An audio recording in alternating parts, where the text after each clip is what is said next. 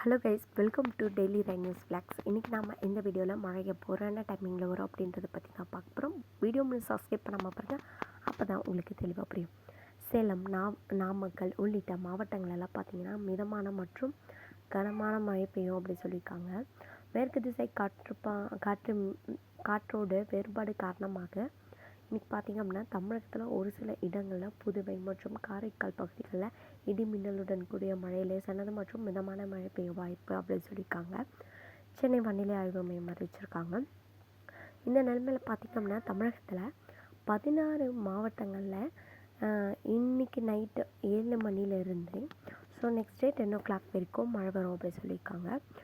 அது என்னென்ன மாவட்டங்கள்ன்றதை பார்த்துடலாம். வேலூர், திருப்பத்தூர், ஈரோடு, திருவண்ணாமலை, கள்ளக்குறிச்சி, சேலம், நாமக்கல், பெரம்பலூர், அரியலூர்,